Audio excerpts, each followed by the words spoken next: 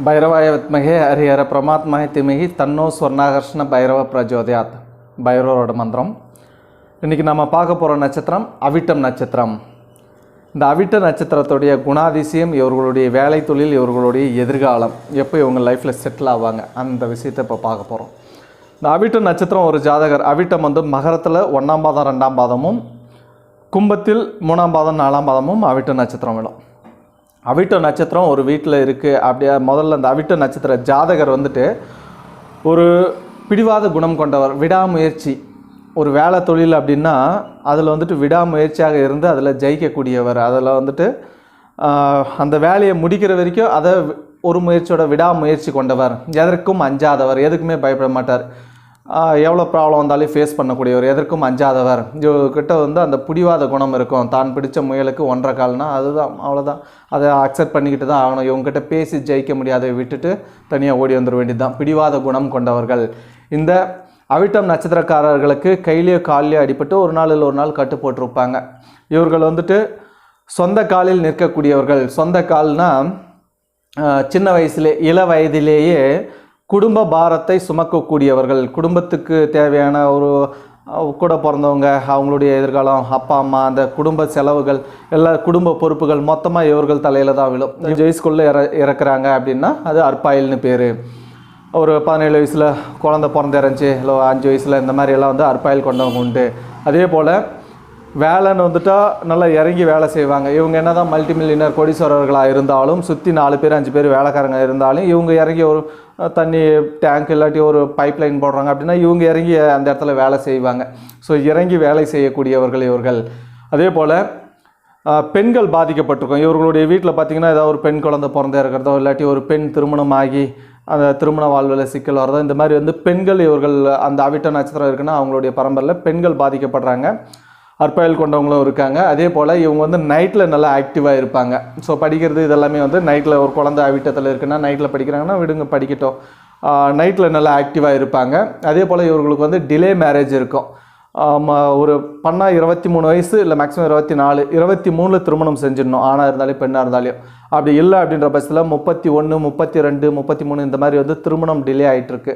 35 வயசில் ஒரு பெண் இருக்கிறதையும் பார்த்துருக்கேன், 40 வயசில் ஒரு ஆண் இருக்கிறதும் அவிட்ட நட்சத்திரத்தில் திருமணம் ஆகாமல் இருக்கிறத பார்த்துருக்கேன்.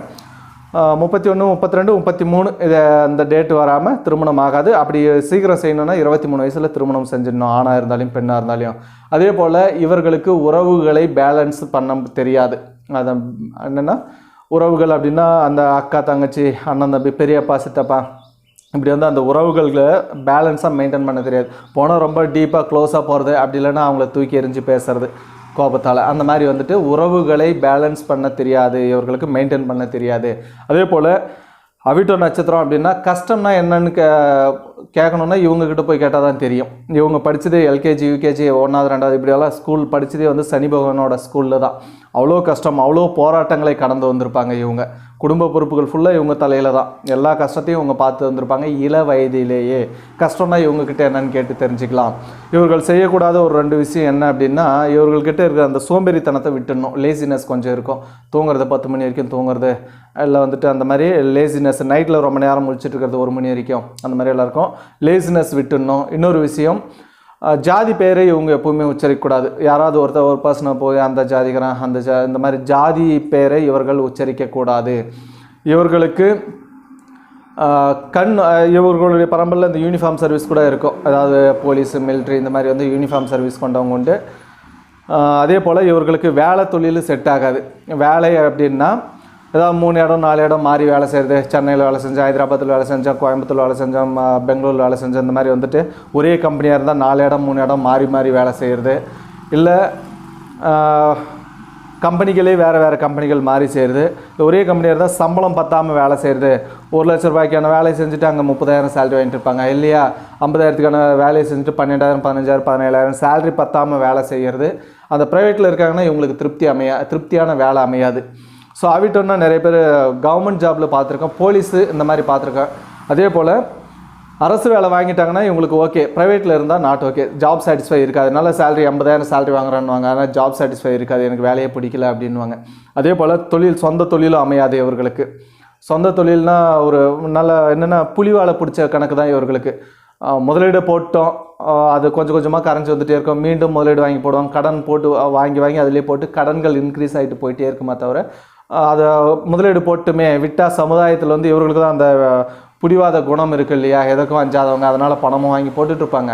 சமுதாயத்தில் இந்த தொழிலை நம்ம விட்டுட்டோம், ஆரம்பித்து பாதியில் விட்டுட்டோம்னா கௌரவ குறைச்சலாக நினைப்பார்கள். அப்படின்னும் போது தொடர்ந்து செஞ்சுட்டே தான் இருப்பாங்க. ஆனால் அங்கே லாபம் வராது, புலிவாலை பிடிச்ச கணக்கு தான், போட்ட முதலீடு வீணாக போயிடக்கூடாதுன்றதுக்காக திரும்ப கடனை வாங்கி போட்டு கடன் தான் அதிகரிக்கும். இவர்களுக்கு வேலையும் செட் ஆகாது, தொழிலும் செட் ஆகாது. அப்போ என்ன தான் செய்யணும், அரசு வேலை வாங்கணும், இல்லை வெளிநாடு போகணும். கவர்மெண்ட் ஜாப் வாங்குறது பெட்டர்.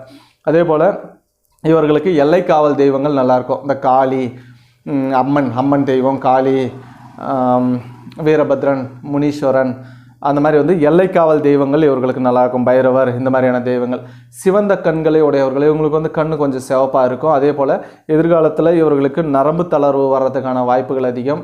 டஸ்ட் அலர்ஜி நார்மலாகவே இவர்களுக்கு இருக்கும். டஸ்ட் அலர்ஜி இவர்களுக்கு அந்த டிலே மேரேஜ், வேலை தொழில் நிலையாக அமையாது, சிறு வயதிலே குடும்ப பொறுப்புகளை எல்லாம் ஏற்றுக்கிறது, இந்த மாதிரிலாம் வந்து கஷ்டம் மேலே கஷ்டத்தையே அனுபவிச்சுட்டு இருப்பாங்க. எப்போ தான் எங்களுக்கு விடிவு காலம் அப்படின்னு கேட்குறீங்கன்னா 45 வயதுக்கு மேலே இந்த நட்சத்திரத்தை உடையவர்கள் மல்டி மில்லியனர்ஸ், கோடீஸ்வரர்கள் இருக்காங்க.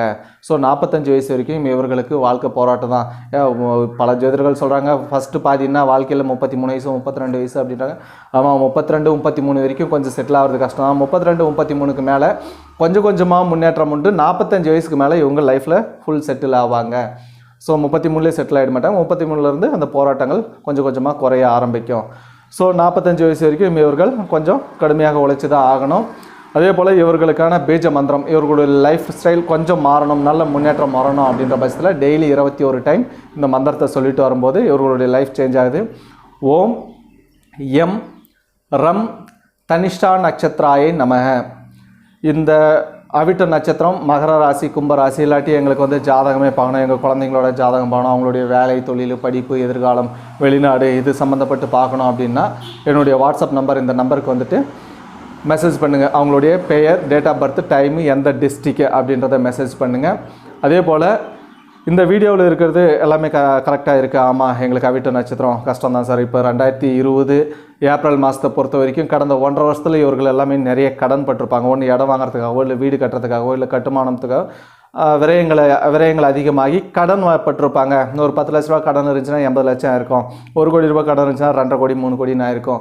ஸோ இந்த 2020 ஏப்ரலை பொறுத்த வரைக்கும் கடந்த 1.5 வருஷத்துலேயே இவர்கள் வந்து எல்லா அவிட்ட நட்சத்திரக்காரங்களும் கடன் பட்டிருக்காங்க, கடன் அதிகமாக இருக்குது. ஸோ இதெல்லாமே கரெக்டாக இருக்குது அப்படின்ற பட்சத்தில் இந்த வீடியோவை பல பேருக்கு ஷேர் பண்ணுங்கள். அதே மாதிரி டிஸ்கிரிப்ஷனில் வந்து உங்களுடைய கருத்துக்களை அந்த கீழே கமெண்ட்டில் வந்துட்டு கமெண்ட் பண்ணுங்கள். அதே போல் சப்ஸ்கிரைப் பண்ணி வச்சுக்கோங்க. மற்ற நட்சத்திரங்கள், உங்கள் குடும்பத்தில் உள்ள மற்றவர்களுடைய நட்சத்திரங்கள், இல்லை இன்னும் வர வந்து ஜாதகங்கள் எல்லாம் ஆய்வு பண்ணுவோம். அந்த வகையில் சப்ஸ்கிரைப் பண்ணிக்கிட்டிங்கன்னா என்னுடைய மெசேஜஸ் எல்லாம் நீங்கள் பார்த்துட்ருக்கலாம். நன்றி. சேனலில் சப்ஸ்கிரைப் பண்ணலாம், அந்த red colour subscribe button press பண்ணிக்கோங்க. அப்படியே பக்கத்தில் இருக்க பெல் ஐக்கனை ப்ரெஸ் பண்ணி விடுங்க. அப்போ தான் நாம போகிற ஒவ்வொரு வீடியோ உங்களுக்கு நோட்டிஃபிகேஷனாக வந்து சேரும். இந்த வீடியோ பிடிச்சிருந்தால் லைக் பண்ணுங்கள், ஷேர் பண்ணுங்கள், கமெண்ட் பண்ணுங்கள்.